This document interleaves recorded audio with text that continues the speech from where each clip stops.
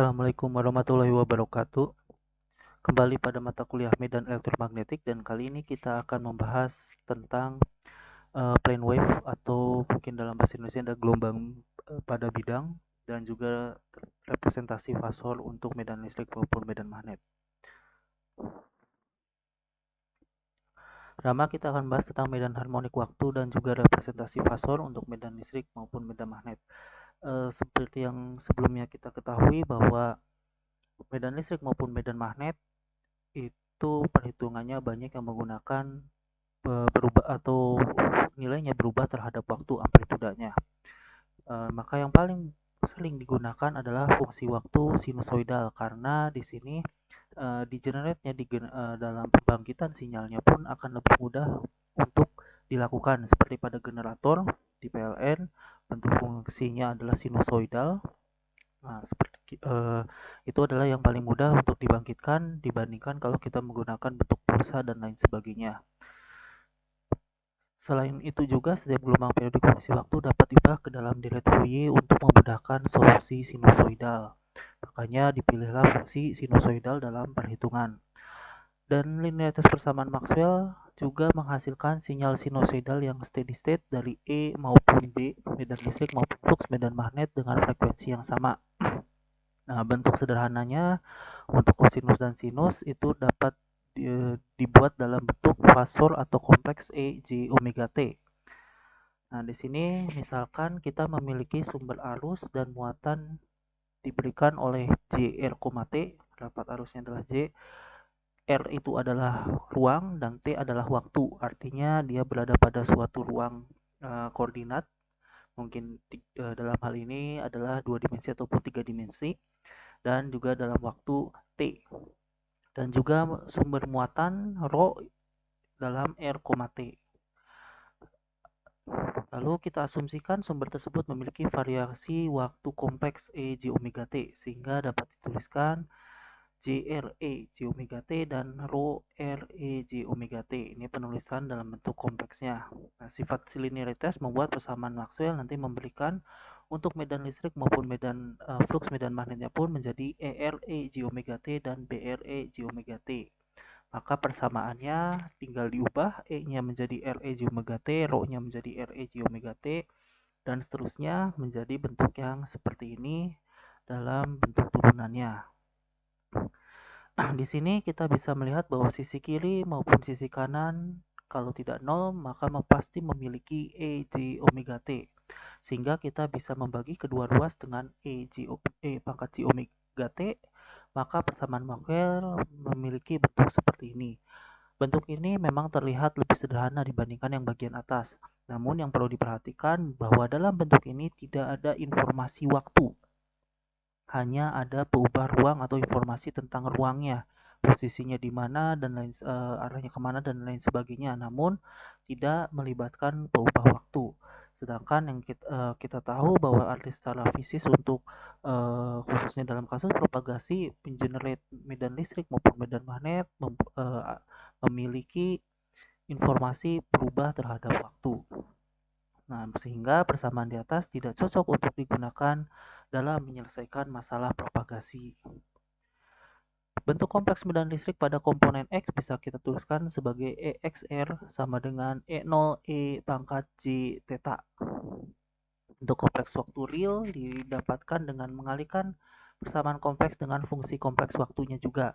Sehingga EXR, T, ini ada informasi ruang maupun waktu, bagian realnya adalah E0 E JT dikali E pangkat J omega T, E pangkat J theta dikalikan E pangkat J omega T, maka realnya adalah bagian kosinusnya, yaitu E0 cos omega T ditambah dengan theta.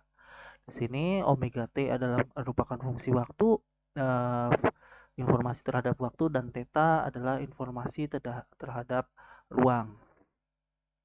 Pada area bebas muatan, persamaan Maxwell dapat dituliskan sebagai berikut. Di sini peubah ruang R-nya itu dihilangkan untuk melihat kesederhanaannya. Nah, karena di sini kita memiliki E J omega T, maka turunan terhadap T dari B dan E di sini muncul J omega sini. Oke, next. Maaf. Nah, kalau kita melakukan substitusi curl E dan juga curl B dengan menggunakan operasi Laplace, jadi yang sebelumnya di sini B.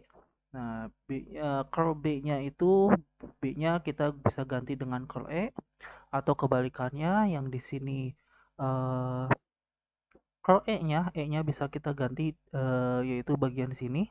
E-nya yaitu adalah curl dari B. Nah, maka kita bisa mendapatkan persamaan gelombang vektor homogen. Yang ini untuk medan listrik dan yang atas adalah untuk medan magnet. Ini berlaku hanya pada ruang bebas. Nah, berikutnya kita akan membahas propagasi gelombang uniform bidang datar pada ruang bebas muatan. Dan ingat bahwa medan listrik maupun medan magnet diinterpretasikan sebagai fungsi yang sudah kita jelaskan di atas. Nah, ini dalam bahasa Inggris dikatakan sebagai plane wave, uniform plane wave, tapi dalam bahasa Indonesia mungkin diartikannya sebagai gelombang pada suatu bidang. Nah, apa maksud dari plane wave ini? Jadi kalau misalnya kita perhatikan bahwa medan listrik itu dia bisa propagasi ataupun ditransmisikan ke mana saja, ke segala arah, mau miring, lurus, tegak, dan lain sebagainya. Dalam kasusnya misalnya kita memiliki HP sebagai sinyal seluler, maka gelombang itu akan ditransmisikan ke segala arah, atas, bawah, kiri, kanan, depan, belakang, dan seterusnya. Maka dalam melakukan analisisnya ini akan sulit dilakukan kalau kita misalnya melihat ke beberapa arah sekaligus seperti itu, ataupun hanya melihat dalam satu titik tertentu. Maka di sini kita menggunakan suatu bidang, sebut saja ada suatu bidang. Bidang tersebut mengarahnya ke arah Z positif dan merupakan bidang XY. Nah, ini ingat dalam kartesian XY dan Z positifnya tidak boleh terbalik ya. Kita mengikuti kaidah tangan kanan. Kalau X-nya di sini putar ke arah Y, maka jempolnya itu adalah Z. Nah, ini adalah suatu bidang. Nah, pada bidang ini nanti kita asumsikan bahwa medan listrik, kita medan listriknya dulu sebelum kita membahas tentang medan magnet, akan melewati bidang ini secara tegak. Nah, jadi bidangnya itu medannya itu akan dibuat bergerak ke arah Z positif ataupun Z negatif. Oke, kita lanjut. Nah, untuk bidang yang seragam, artinya kita melihat bahwa medan listrik maupun medan magnet pada X dan Y-nya itu akan sama besarnya. Jadi itu namanya bidang uniform atau bidang seragam. Jadi do per do X ataupun do per do Y, perbedaan dari terhadap X maupun Y untuk E dan B itu besarnya 0, atau dianggapnya E dan B-nya ini akan sama besar semua di bidang ini. Nah, dan untuk ruang bebas muatan, karena kita berbicara tentang propagasi, maka J dan rho-nya itu akan sama dengan 0. Sehingga curl dari E ini untuk hukum Ampere itu akan sama dengan minus J omega beta. Ini untuk hukum Faraday-nya ya. Curl E sama dengan minus J omega beta. Nah, kalau kita lihat gitu antara yang kiri dengan yang kanan, ini adalah bagian yang kiri. Nah, curl E untuk komponen X, Y, dan Z, dan ini adalah yang bagian kanan itu untuk komponen X, Y, dan Z-nya juga. Maka kita bisa melihat di sini karena ini adalah 0 dari untuk bidang seragam ini, berarti hanya terdapat beberapa saja untuk arah tertentu. Misalnya dalam hal ini untuk medan listrik yang ke arah Y, yang ini berarti dia menghadapnya ke arah X. Maka pasangannya adalah min J omega BX. Yang ini ya EI ya. Nah, tidak ada lagi. Jadi yang ke arah X itu hanya medan listrik Y, EI. Seperti ini. Yang bergeraknya yang atau arahnya medan listrik yang ke arah Y, ke arah X. Maka di sini dan diturunkannya terhadap do Z. Kita dapatkan do EY per do Z min do EY per do Z sama dengan min J omega BX. Sini berarti Y dipasangkan terhadap EY dipasangkan terhadap BX. Oke, berikutnya. Nah, ini pun sama dengan cara yang sama pada saat perambatan ke arah Z, do EX per do Z sama dengan min J omega BY. Dan min J omega BZ itu akan sama dengan 0 karena tidak akan ada tidak akan ada B flux medan magnet ataupun medan magnet yang mengarah ke arah Z karena ya propagasinya ke arah Z. Dengan cara yang sama untuk hukum Ampere kita dapatkan bentuk seperti ini. Maka kita dapatkan bentuk yang seperti ini. Ini pun sama bahwa tidak ada medan listrik yang mengarah ke arah Z karena propagasinya ke arah Z. Dan di sini BY sekali lagi akan berpasangan dengan EX sama seperti yang di atas. Nah, dan BX juga akan berpasangan dengan IY. Kita tadi yang sudah bahas bahwa EZ sama dengan BZ akan sama dengan 0 karena pada bidang datar tidak ada komponen medan listrik dan magnet pada propagasi arah Z. BX dan EY saling berkaitan satu sama lain seperti yang tadi saya sebutkan. BX menjadi sumber dari EY pada hukum Faraday dan sebaliknya EY menjadi sumber dari BX pada hukum Ampere. Begitu juga dengan BY dan EX. Nah, kalau kita turunkan hukum Ampere yang mengandung komponen EX terhadap Z, jadi ini yang hukum Ampere mengandung komponen EX. Nah, kita turunkan terhadap Z kedua ruas ini. Jadi ini turunan 2 kali, yang itu EX diturunkan terhadap Z. Nah, ini turunkan 2 kali. Nah, lalu ini pun diturunkan terhadap Z, maka bentuknya menjadi seperti ini yang sebelah kanan. Atau kita mendapatkan bentuk seperti ini untuk mendapatkan satu variabel saja yang tidak kita ketahui, yaitu EX. Nah, jadi kita melihat EX-nya terlebih dahulu, yaitu medan listrik yang mengarah ke arah X, ke arah X. Nah, dari sini ini merupakan persamaan, ini merupakan persamaan diferensial orde kedua yang kita ketahui pada matematika teknik bahwa persamaan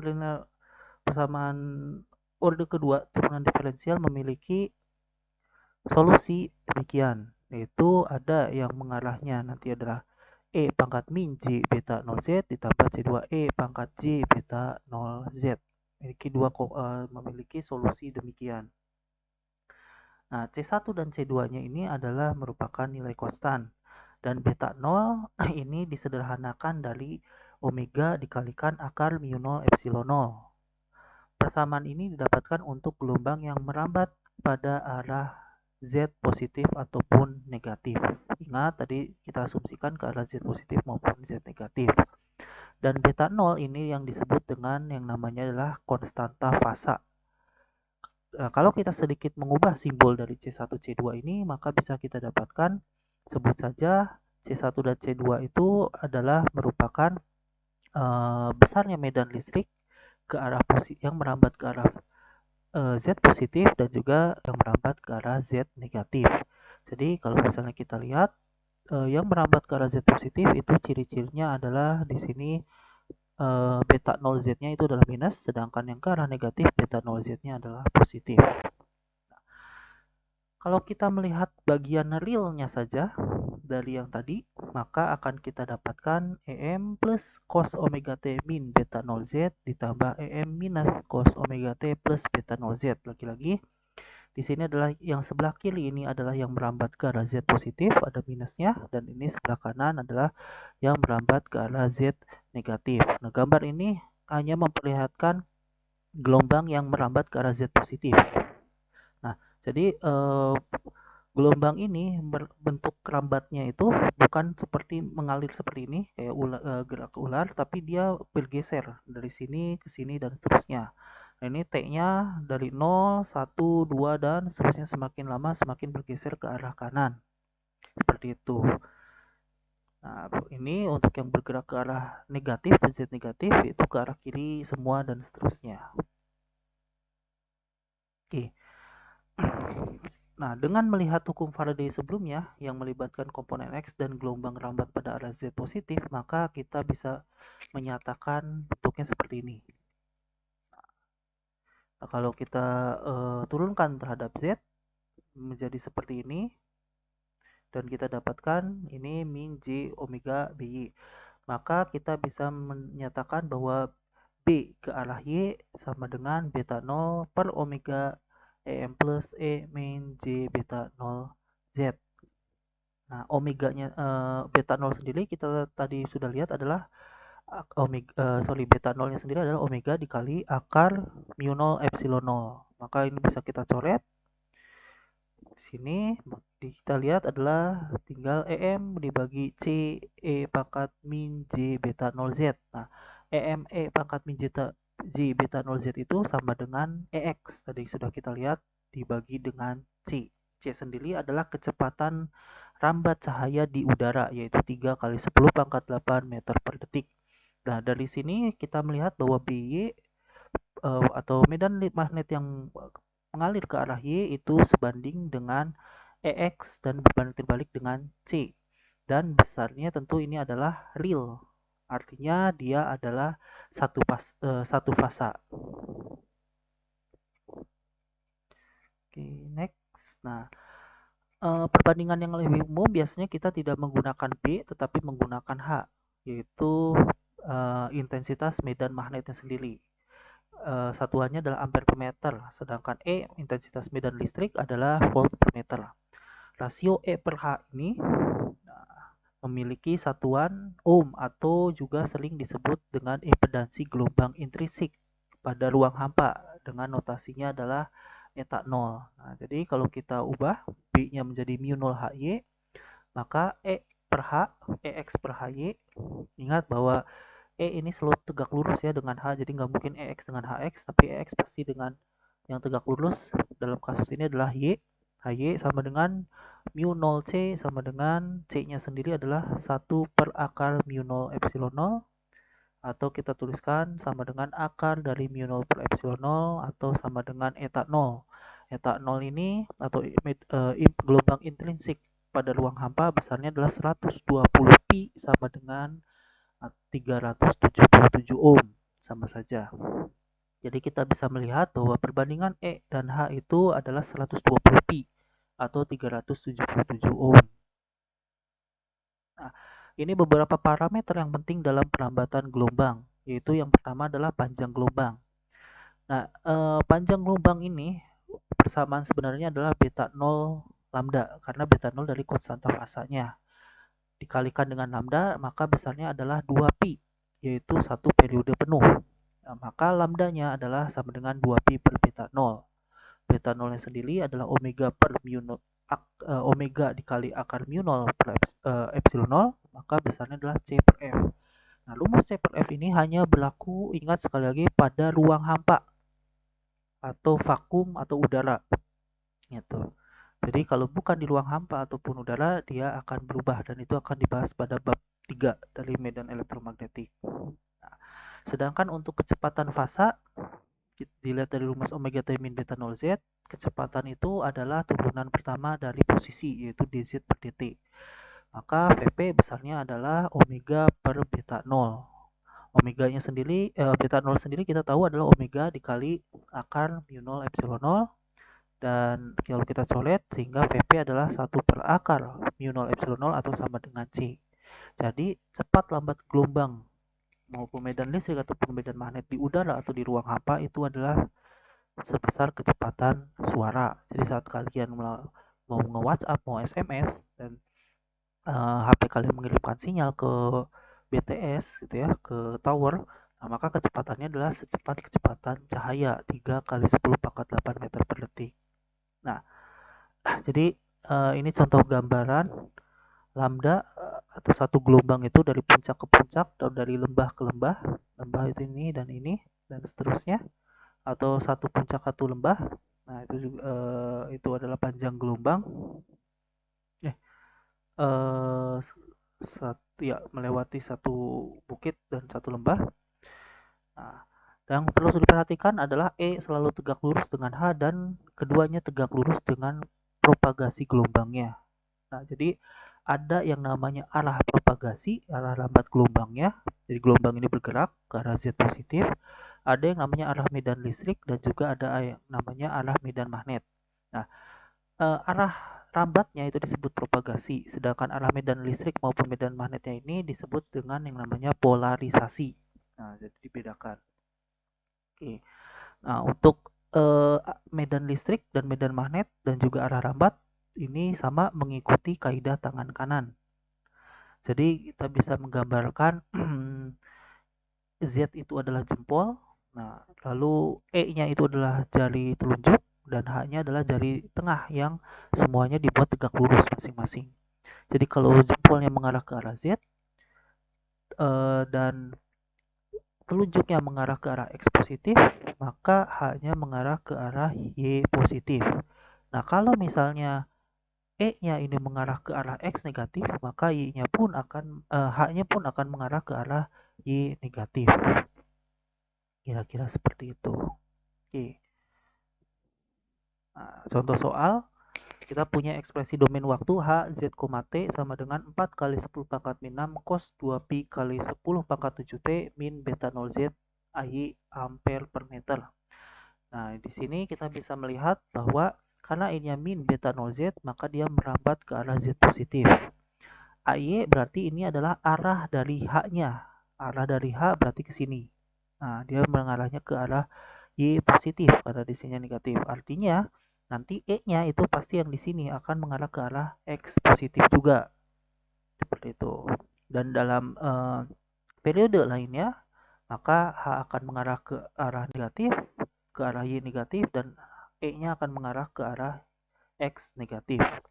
Tapi dalam hal ini kita bisa menyatakan karena ininya positif, maka E-nya pun nantinya akan positif ke arah X-nya. Yang ditanyakan, tentukan konstanta fasa dan panjang gelombang. Tuliskan ekspresi domain waktu untuk intensitas medan listrik. Oke, konstanta fasa beta 0 bisa kita hitung menggunakan ini. Beta 0 sama dengan omega dikali akar mu 0 epsilon 0. Akar mu 0 epsilon 0 sama dengan 1 per C. Jadi omeganya sendiri adalah yang ini yang menempel dengan T. Maka kita bisa menghitung besarnya adalah 0,067 pi. Lalu panjang gelombangnya kita bisa langsung menggunakan C per F saja, atau bisa juga 2 pi per beta, beta 0 sama saja. Besarnya adalah 30 meter. Nah, berikutnya kita menghitung E. Nah, karena E per H itu adalah eta 0, maka E-nya akan sama dengan eta 0 dikalikan dengan H. Eta 0-nya kita bisa menggunakan 377 ataupun 120 pi, yang mana saja yang dipakai itu sama saja. Kalau kita pakai 120 pi, langsung dikalikan saja dengan amplitudanya, yaitu 4, jadi 480 pi. Kali 10 pangkat min 6, cos omeganya sama dan beta 0-nya pun nilainya sama, 0,067 pi di sini. Arahnya ke arah X dan positif, karena ini pasangannya dengan H yang ke arah Y positif. Satuannya volt per meter. Nah, berikutnya, gelombang bidang seragam merambat pada arah Z positif pada ruang bebas. Artinya nanti min beta 0 Z. Amplituda medan listrik adalah 100 volt per M. Jadi yang bagian depannya amplitudanya adalah 100 volt per M. Dan lambdanya adalah 25 cm. Tentukan frekuensi dari gelombang. Maka kita bisa menghitung langsung karena ini di udara, F sama dengan C per lambda. Tulis ekspresi lengkap kompleks dan domain waktu untuk medan listrik. Jadi mintanya adalah ekspresi untuk kompleksnya dan juga domain waktunya. F sama dengan C per lambda 3 kali 10 pangkat 8 dibagi 0,25 meter atau 25 cm, yaitu 1,2 GHz. Ini adalah frekuensinya. Jadi omeganya nanti bisa kita tahu 2 pf. Nah, beta 0-nya akan sama dengan omega per C atau omega dikali akar mu 0 epsilon 0. Nah, artinya omega tadi adalah 2,4 pi dikali 10 pangkat 9 dibagi dengan 3 kali 10 pangkat 8. besarnya adalah 8pi. Ini adalah beta nolnya, konstanta fasanya. Nah, maka untuk bentuk kompleksnya adalah EX, E, J, omega T, min, beta, 0, Z. Atau kalau mau dipisah, EX, E, J, omega T, lalu dikalikan E pangkat min J, beta, 0, Z, itu pun sama saja. Kita masukkan, amplitudanya adalah 100, tadi omeganya adalah 2,4 kali 10 pangkat 9, dan beta nolnya adalah 8pi. Nah, ini adalah bentuk kompleksnya. Bentuk bentuk waktunya. Nah, ini adalah bentuk seperti ini, 100 cos 2, ini adalah omega, dan ini adalah beta 0 ke arah X positif. Nah, untuk H-nya tinggal dibagi dengan eta 0, E dibagi dengan eta 0. Jadi 100 dibagi 120pi. Kita dapatkan ini adalah untuk yang dalam bentuk kompleks, dan ini yang dalam bentuk waktu, domain waktu. Arahnya ke arah ini, karena ini ke arah X positif, maka ini pun ke arahnya Y positif.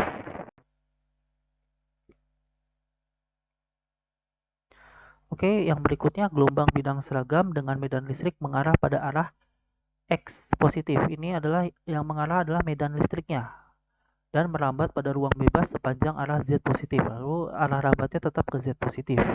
Jika frekuensi gelombang adalah 10 pangkat 8 Hz, nah ini F-nya 10 pangkat 8 Hz, dan jika medan listrik memiliki amplituda maksimum 10 volt per meter pada T sama dengan 0 dan Z sama dengan 1/8 meter. Tentukan ekspresi bentuk kompleks dari medan listrik secara lengkap, ekspresi domain waktu dari intensitas medan magnet. Nah, yang harus diperhatikan di sini bahwa dia nilai maksimumnya tidak terjadi pada T sama dengan 0. Pada Z sama dengan 0. Jadi kalau misalnya kita lihat contoh gambar sebelumnya. Nah, di sini ini puncaknya itu berada pada T sama dengan 0 dan Z sama dengan 0. Sini. Nah, tapi pada soal ini dia bergeser ya. Nah, jadi pada T sama dengan 0 dan Z sama dengan 8. Nah, jadi bentuknya nanti akan kira-kira seperti ini. Jadi dia di sini tidak maksimum. Maksimumnya ada di pada saat Z sama dengan berapa tadi? 1/8 ya kalau tidak salah. Kita lihat lagi. Nah, Z sama dengan 1/8 meter. Maka yang perlu kita tahu adalah ini oke. Yang perlu kita tahu pertama kita bisa melihat bagian dalam dari kursnya dulu, yaitu beta nolnya omega per C kita dapatkan adalah omega 2 pi kali F dibagi dengan C, maka didapatkan 2/3 pi. Nah, berikutnya kalau misalnya dia maksimumnya bukan di T sama dengan 0 dan Z sama dengan 1/8, maka kita harus melihat di sini melihat bentuknya.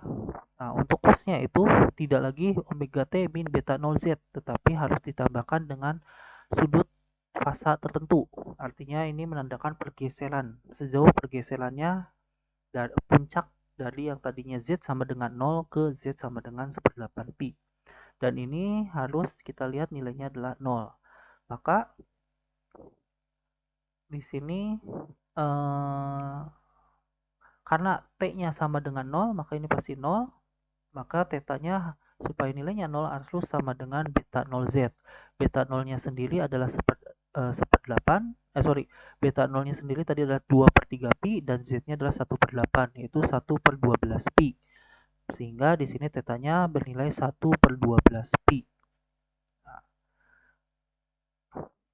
sehingga bentuk ekspresi pada kompleksnya adalah EX E J omega T min beta 0Z ditambah theta, atau 10 E pangkat J 2pi kali 10 pangkat 8T min 2/3 pi Z ditambah 1/12 pi, arahnya ke arah X positif ampere per meter.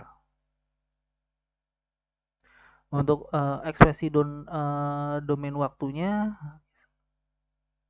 tidak dituliskan ya, itu bisa dituliskan sendiri nanti Wah, untuk medan listrik tidak perlu ya. Nah, untuk medan magnetnya tinggal dibagi dengan eta, yaitu 120 pi. Nah, ini untuk ekspresi domain waktunya adalah seperti ini dan ke arah Y.